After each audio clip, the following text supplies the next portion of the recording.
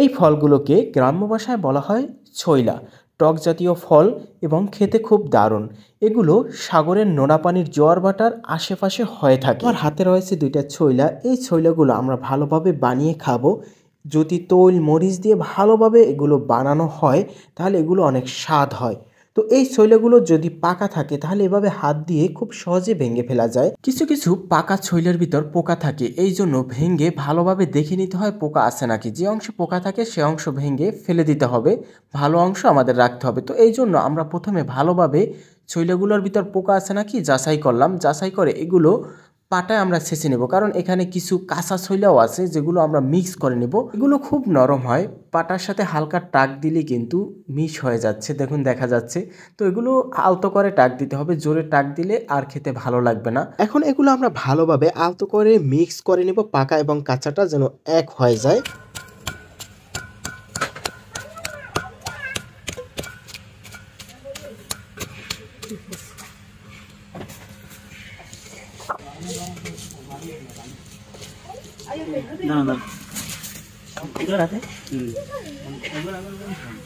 যেহেতু পাটাটা ছোট ছিল এই জন্য আমরা অর্ধেক পরিমাণ আগে ছেঁচে আলাদা পাত্রে রেখে নিলাম।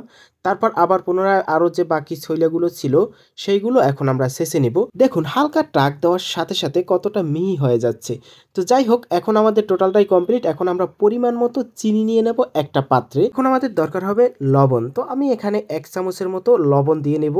তো যদি বেশি কম হয় তাহলে আমরা পরবর্তীতে এটা আরও অ্যাড করে নিব। তো এই জন্য 1 চামচ দিলাম। তারপর 2টা দিব মরিচ। এখন আমাদের দরকার হবে সরিষার তেল। সরিষার তেল না দিলে তো একদম ভালোই লাগে না। তো পরিমাণ মতো দিয়ে দিলাম। আমার মনে হয় ঝাল কম হবে, এই জন্য আমাদের আরও একটা মরিচ দেওয়ার দরকার। তো আরেকটা মরিচ দিয়ে দিলাম। তারপর একদম টোটালটা এটা একটাই পাত্রে মিক্স করব। তো এটা মূলত আপনাদের দেখাবার জন্য আমরা আলাদা পাত্রে মিক্স করছি, না হয়তো একদম একই পাত্রে আমরা এগুলো মিক্স করে একদম মেখে নিতাম।